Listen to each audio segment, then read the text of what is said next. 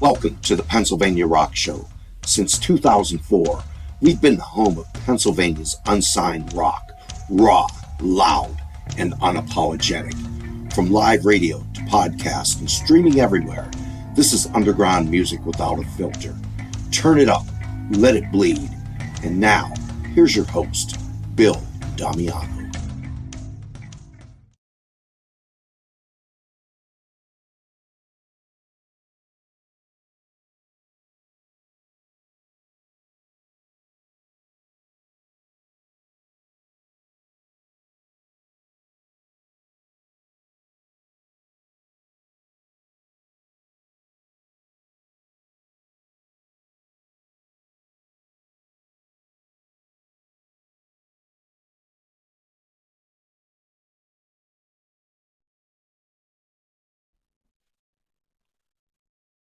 What's up, everyone? You're tuned into the Pennsylvania Rock Show featuring the best unsigned rock and metal that Pennsylvania has to offer. Right at the top of the show, we heard from the Scarlet Goodbye and their track She's a Fire, and the Despair Collective and their track Retribution. This is episode number 820. You were probably listening to us on musicfrom412.com, buildscene.com, xrpradio.co.uk, KD, let me try that again. KDubRadio.com, MegaRockRadio.net, 107.1 FM, KFGD in St. Louis, Missouri. And I feel like I probably forgot somebody, but we'll go with the flow. With me tonight is Laura. Hello. Hello. Thank you so much for having me. Is it Rullo? It is Rullo. Yes. Okay. I get Rullo. I get lots of other things that aren't even close, but however you want to say it is good. I have a long Italian last name that people butcher all the time, so I try and get everybody's name right. I have a meme saved somewhere that says my last name has been mispronounced so many times, not even sure that I say it right anymore. It's usually my first name that people mess up. I get Lauren or I get Lori or something like that.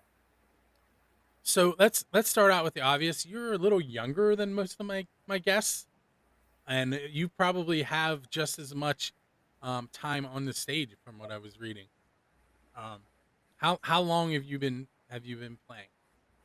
I started playing piano when I was 5 years old, and then shortly after that, I wanted to learn how to sing.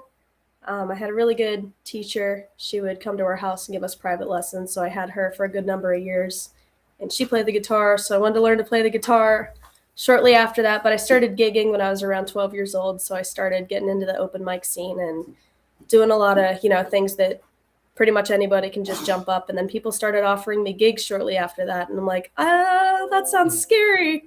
But I got into it, and it took me a really long time to, get comfortable with the crowd and start writing my own songs. And then after I started writing my own songs, I have to get comfortable with playing the songs and telling people that they're my songs. But once I got comfortable with it, I really developed a love for being on stage and performing in front of people and just making people smile. So the songwriting process for you, I know that I think it was Invisible was the first single. Is that correct? Yes. Mm-hmm. Okay. So in the bio that I read, it said that was your first single, but you had written more prior to that. Yes. How many songs do you have in your repertoire that are just yours? Oh, geez. I've probably written close to like 25, 30 songs so far. I don't play all of them live for various reasons, but, not every original stays with you, and you develop new concepts and you write new songs and you kind of pick and choose which ones you play live when. But I've written lots and lots of songs, and I really enjoy it. I have a sweet spot in my heart for writing, for sure. How do the songs usually come to you? Like, do you get a riff first, or do you get the lyrics first? It's different every time. Sometimes songwriting, if you're a writer and you've been doing it long enough, sometimes, you'll just be doing something and it becomes like just breathing or talking. Like it comes that naturally. Sometimes I'll go months without writing a song because I have writer's block and it'll take me a while. But there have been some songs that I've written, like maybe I'll write the bridge first, or maybe I'll write the chorus first, or I'll write a verse or like an intro, but it's different every time. And you get different ideas from different things depending on what you're doing. I've written songs in the middle of the night, like where I've had to get up. I wrote one song on a bike ride outside, just in my head. I've written songs on napkins. Like when I went to school, I jot it down on a napkin and then write it on something better when I came home. But it's different every time, and you never know. So this is your first album, and you told me off the Yes. air that you're working on getting it finished up. Where? Yeah, let me try that again. Where were you recording it? I am recording at Daniel Blake Production. That is in Hunker, PA, so the Hunker Armbrust area.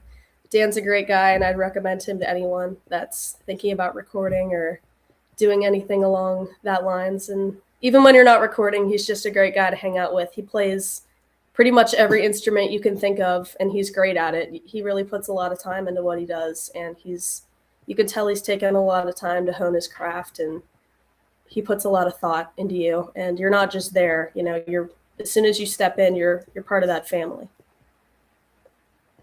Now, on your recordings, I listened to like 30 seconds of each of them today. I'd listened to them in the past, but on Mondays I come home from school and I have to get all this stuff ready, and then I panic. Oh no, I forget who I'm interviewing. Um, what is it? Just you on it, or are there other musicians? Well, that's a very good question, because we thought it was just going to be me. And like my dad's been a drummer for a number of years since he was in high school. He did drumline back in high school, and he did some drumming with our worship band when we were in church. We actually just left our church, but we've kind of been church hopping. So he hasn't really had an opportunity to drum other than, when he's working on stuff with me. He had the tambourine part on Invisible. So that was fun. He got to sit there and bang the tambourine, so he kind of made a bigger deal out of that than it was, but it was really fun.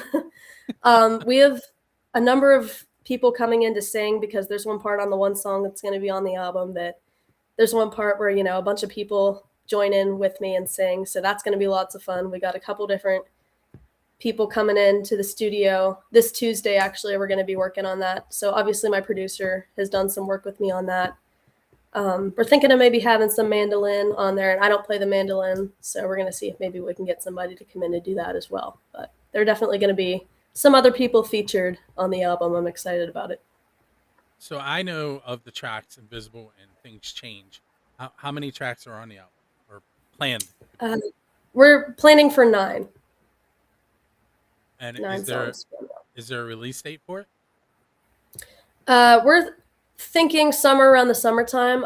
We have 4 songs completed, so we still got a little way to go here. But we're thinking like mid-summer, possibly end of summer, but I don't think it'll take that long for it to be done, because we've been making really good progress. So we're thinking maybe like June, July, that kind of thing. So earlier you mentioned gigging, and how hard is it to get a show because of your age? Liquor control board thing. Yeah, so being 15, it is hard sometimes, because places have rules about like you can't be in past 9 o'clock if you're 21. If they have a bar, if they don't serve food past 9 o'clock or whatever. My dad helps me. My dad, I don't know what I'd do without him, because he does the majority of emailing, during the day when like I'm busy with school and things like that. Obviously, I'd reach out to people too, and I help with booking because it's my stuff. So, I kind of have to. But at first, when I first started doing this when I was 12, I might have had like, I don't know, 3 gigs every 4 or 5 months, maybe. So, not bad for a 12-year-old, but not, I wanted to get myself out there. Last year I played 98 shows, and this year we have, I believe, 96 booked. So we're headed for 100 gigs this year. So it's kind of insane, to be honest. I'm looking at my schedule kind of a little worried a little bit sometimes, but I don't know why I worry, because I get up there and it's always lots and lots of fun. So people make it a party. So I while you were talking about shows, I pulled up your calendar, just April, and Yeah, it's pretty full. it is pretty full. Yeah. Um, Legions, Pennsylvania Pipeline Music TV interview. That sounds cool. I'm gonna have to Yes. look that up. Yeah, that is cool. They're in Montoursville, PA, so that's a bit of a drive. We've never done that before, but we've seen quite a few local artists that have been on there, so I'm excited to check it out. So while I have your website up, I'm going to go ahead and click on store. Yeah. And, we just did some updates to the website, so it's still kind of in the process of being updated because it needed a little bit of updating. So merch, I don't think is up and running quite yet. Everything else should be there and up and running though. So. And that website address, if you wouldn't mind saying it for everybody. Yeah, so if you type in rockwithlaura.com, that was the old website address, but now it's Laura Rullo Music. So if you laurarullomusic.com. So if you type in either, it'll take you to the right place. Because I had the wrong one up there when I opened it. Oh, it's all good. No, it's kind of confusing, honestly, because at first we tried to get Laura Rullo Music and then couldn't, so it ended up being Rock with Laura, and then we ended up getting Laura Rullo Music. So either one. Hey, we're going to take our first break, and we are All going right. to listen to Invisible and Things Change by Laura Rullo, and we will be right back. All right.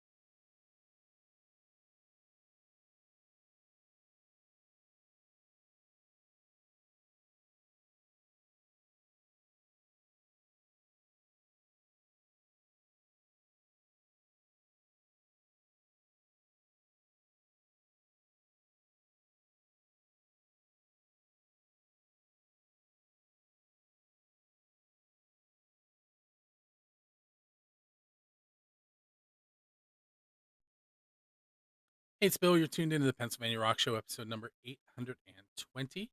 With me tonight is Laura Rullo.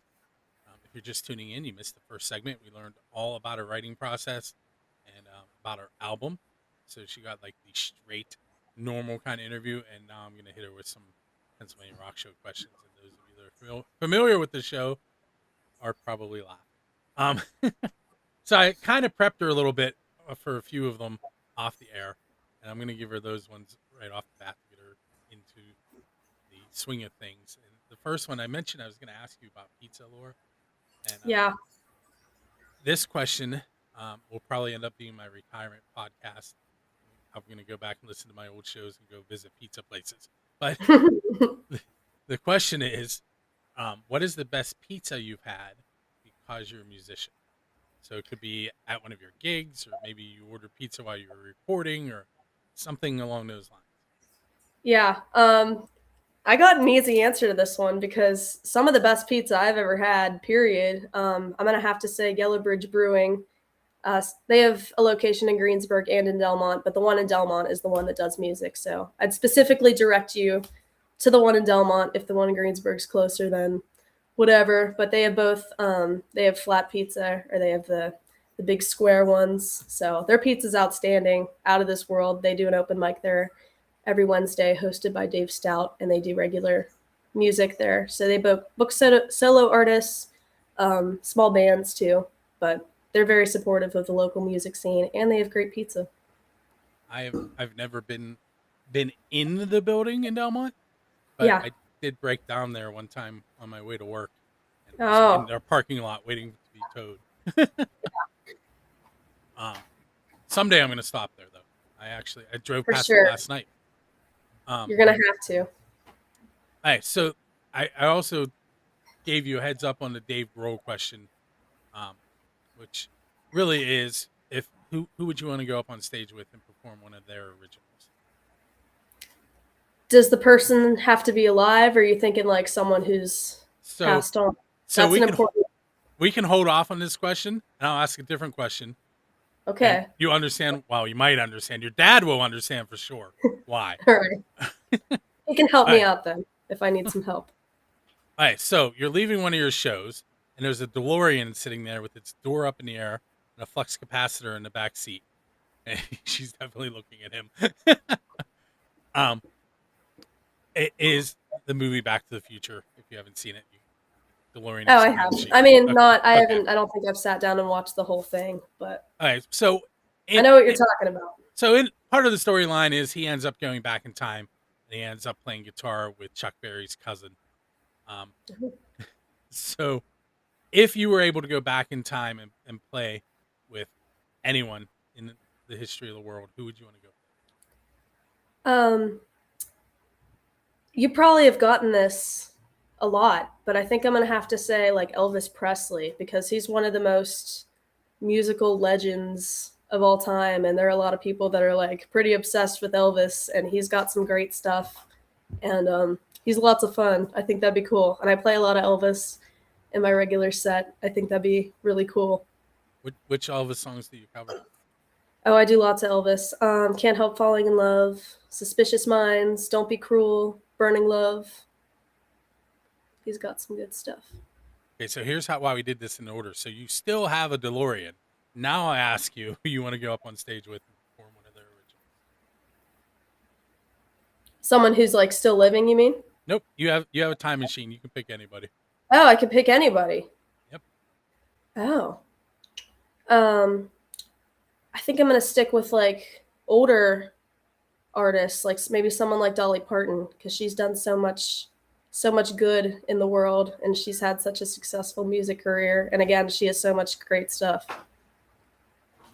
I cannot remember the name of her charity, but she gives free books out to people who are struggling monetarily. So I wish I could remember it because I would love to plug it here. Um, but Dolly, you're right. Dolly does do a lot for the world, Yeah, and she's um, still at it. So and she can still sing. she's still at it. I got one of her books that she just released for Christmas. I think it's called Star of the Show. And I was expecting it to be, normal book. No, it's this big. It's huge. It took me forever to finish it, but it had some great advice in there for musicians and some great stuff. Um, so musicians, bands have been known to play in weird places at times. Um, the band Kiss once played in a bay in Australia to sharks, and Metallica has played in Antarctica. And one of Hmm. my friends who also has a show on Music from 412 has played one of his originals at the geographic South Pole. Um, yes, there's a video of Wow, it. that's um, impressive. where is a non-traditional venue that you'd like to play? So basically, you can pick wherever you want for whatever reason. Yeah, reason. Bit my tongue. Oh, well, we were somewhere the other day and we ran into someone from our old church, and he mentioned that he's been working at a greenhouse.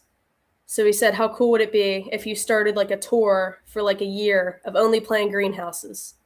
Like it could be just the greenhouse tour, you go from one greenhouse to another. It'd be real weird, and I don't know if you'd have much of a crowd at a greenhouse, but I don't know. It might be I cool. mean, Sing to all the plants. Sheets is having shows. I didn't know that. Yeah, they're pop-ups. It was I can't remember who it was, but recently in the Pittsburgh area, it was a fairly well-known band, but my old brain isn't going to pop that name into my head right now. But yeah, they like the band knows they're playing, but Sheets announces it like 3 hours ahead of time, and then there were I don't know probably 1,500 people who showed up. Huh, that's crazy. So you never know. Maybe greenhouses will start doing it. Maybe, yeah. Start a new trend. um, I forewarned you on this one too. Um, let's say you're out on tour, and for some reason you hire me to drive your bus. What kind of music am I going to be playing in between shows? Oh, like music that I'm telling you to play? Yes. Oh, so like if I command you to play music. Um, Probably something like I like a lot of 80s stuff, so something like Journey or like Pat Benatar, Belinda Carlisle, that kind of stuff. Rock out. I love Journey. They're like my favorite. I love them. Um, If you had a chance to sit down on a bench next to your musical idol, first of all, who would it be? And what would be that first question you asked it to break the ice? Oh, that's a hard question for me because I listen to such a diverse mix of so much music, and I don't think I'd be able to say that I have a specific person that's like my music idol. Um, like right now, I'm listening to a lot of like Sheryl Crow, like '90s singers.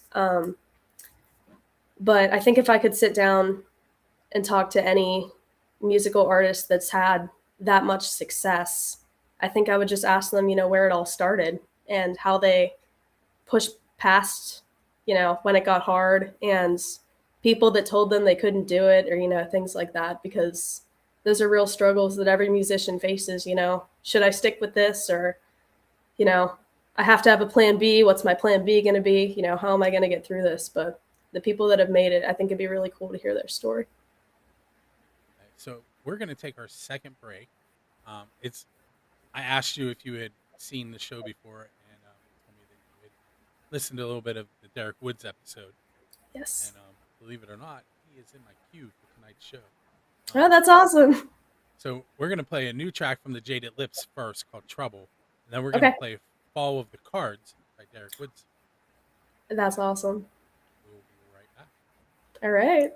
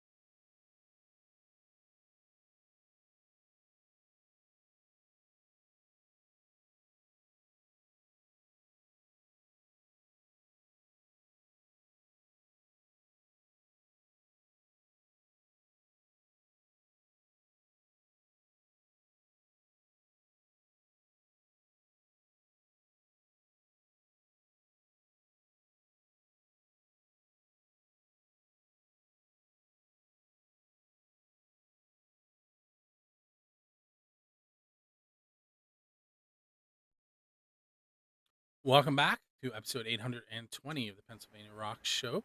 We're headed into segment number 3 with Laura Rullo, laurarullomusic.com. In segment 2, we learned a little bit more background information. We're going to go a little deeper and find out some more information from her. Hey, Laura. So you started playing piano, you said when you were 5, right? Yes. When did you realize that you wanted to be a musician? Was it before then? Was it? I'd say it was before then, because it's not something that my parents said, "Hey, Laura, you're going to play the piano now," or they didn't even ask me, "Hey, do you want to play the piano?" One morning I just woke up and said, "Hey, Mom and Dad, I want to play the piano." And when I woke up, I believe it was my birthday. It might have been, I don't think it was Christmas because I think I would remember, but I think it was my birthday. And I came downstairs. My dad got me out of bed and I'm like, "Let me sleep. It's my birthday." I'm exhausted.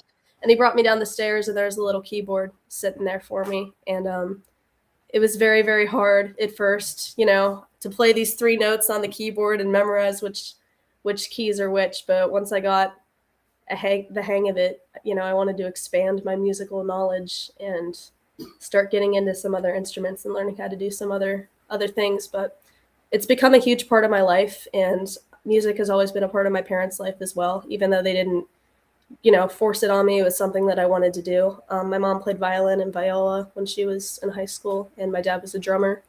So I've had a very musical background my whole life. So you've mentioned keyboards, piano, and guitar. What else do you play? Well, I dabble in a little bit of bass. I just picked up my first bass, but if you play the guitar, you can pretty much pick up the bass and kind of get a handle on it. A little bit of ukulele. My sister is more into that than I am. I've never, played that live, but just messing around with it. Like I could play it if I had to. Pretty much anything that is related to guitar. I play a lot of 12-string guitar out. I really enjoy doing that just because it's, it's something different. You play it the same as a 6-string guitar, but I usually tune it differently to make it more interesting. And that's always a lot of fun to kind of spice up my live shows. So the listeners have heard what I'm about to say multiple times. They're probably like, really? But my my three kids are also musicians. They haven't done any writing per se yet, Mhm.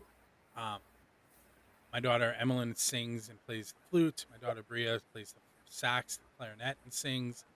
My son sang for the first time a solo yesterday at church. Um, he does sing, but he doesn't sing by himself. My daughter is Oh, sitting right there. no. um, he also plays the guitar, the bass, the keyboards, drums, um, trumpet, trombone, euphonium, French horn. Man, that's everything. Yeah, pretty much anything brass he can play. Yeah. Um, he can play his sister's instruments. Um, and I once asked him how many instruments he's going to learn, and he said all of That's some perseverance right there. them. But yeah, so that's why I asked, because it seems to be a thing now. I'm going to age myself, that the younger generation is really learning how to play multiple instruments, Yeah. which I think is awesome. I do not know how. Maybe I mean, maybe at some point you'll figure it out, you know. well, I think I just my job is to introduce everybody to the musician. Yeah. All right, so let's see.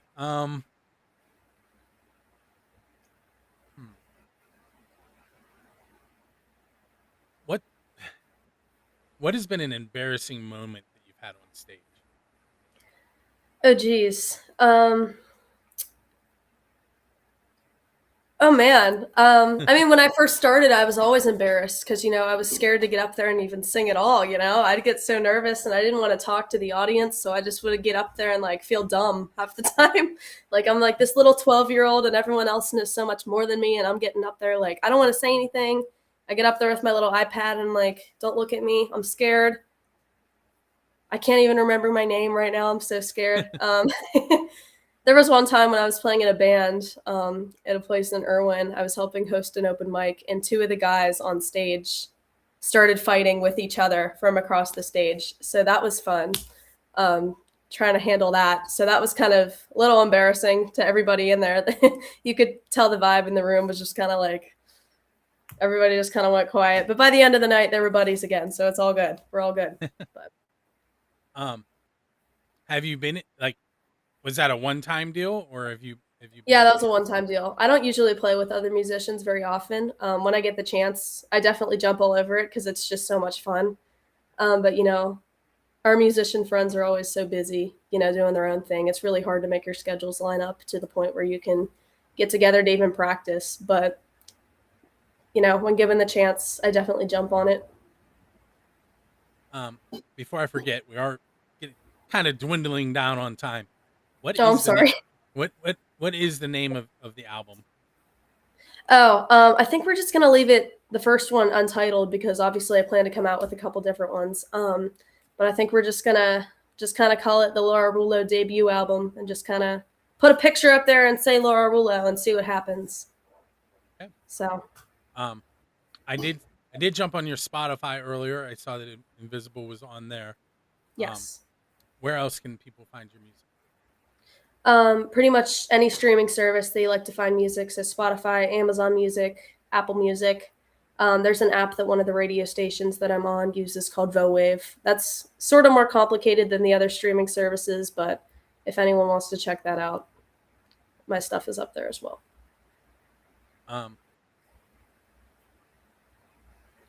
Sorry, something. No, popped you're up on my good. screen. You're good.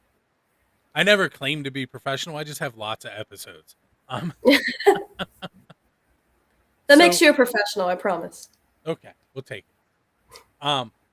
If you had 30 seconds on national TV to tell, don't panic, it's not really happening. To tell the people that are watching that channel why they should go to laurarullomusic.com, what would you tell them?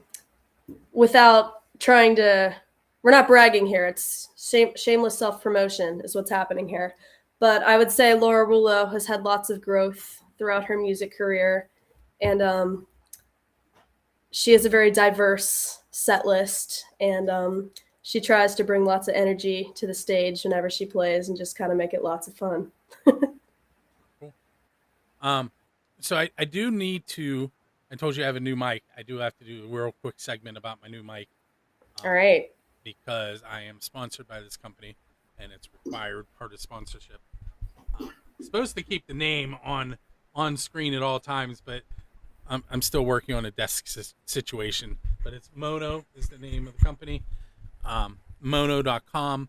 And if you decide you want to buy anything there, you should use the coupon Build the Scene, which will get you, I believe it's 10% off anything $35 and up. And it got me a new microphone. Sounds good. Okay, so we have about 45 seconds left. I'm going to hit you with one more quick question. All right.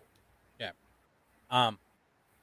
If you were going to host your own podcast about music, what one question would you ask?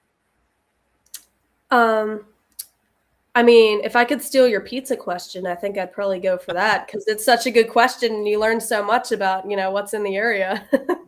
People are always looking for places to eat, so I think people would appreciate that. I love that that's the one you want to use. Yeah, and ice cream because I'm a big ice cream lover. Yeah. So, yeah. I think you should do that, and then we can link our podcast together. Yeah, yeah. So that way I'm not like stealing your idea. Doc Rock, who runs metalshop101.com, is also on Music from 412, and he hates my pizza question. How come? I have no idea. And then Rocky, who owns Music from the 412, interviewed Ryan Roxy, who's the guitar player of Alice, the Alice Cooper band. And he asked my pizza question, and Ryan shot him a dirty look. And then he answered it, but he shot him a dirty look. So it kind of gets mixed reactions. But, hey, Laura, I want to thank you for hanging out with us on episode number 820. Yeah, thank you very much. You're welcome. Everyone, make sure you go to laurarullomusic.com. Also, tune in to musicfrom412.com tomorrow at 8 p.m., where the episode 8 of the Pennsylvania Rock Show Flashback will be airing. That one is featuring Josie and the Corruption. And I have 2 more tracks for you tonight.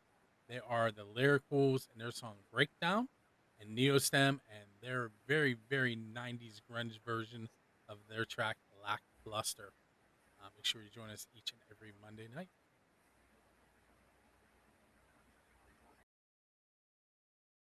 We have come to the end of the show. That means it's time for me to spin the wheel and find out who is going to win 2 tickets courtesy of Dresky Entertainment on behalf of Music from the 412. This week's giveaway is for the Lynch Mob show on Tuesday, April 7th at Jurgles. It also features openers Northern Steel. It's a 6 p.m. start time with a 5 p.m. early entry, 8 p.m. showtime. Tickets range from $43.65 to $59.65 a piece. There's still time to head to DreskyEntertainment.com to purchase some of those. It is 21 and over. I had Nikki Praza, Thomas Trainer, Jeff Brooks, and Keith Ladig sign up. You'll notice their names are on the wheel multiple times. I think I'm going to shuffle 3 times. And we're going to spin, and we're going to find out who is headed to that April 7th show to see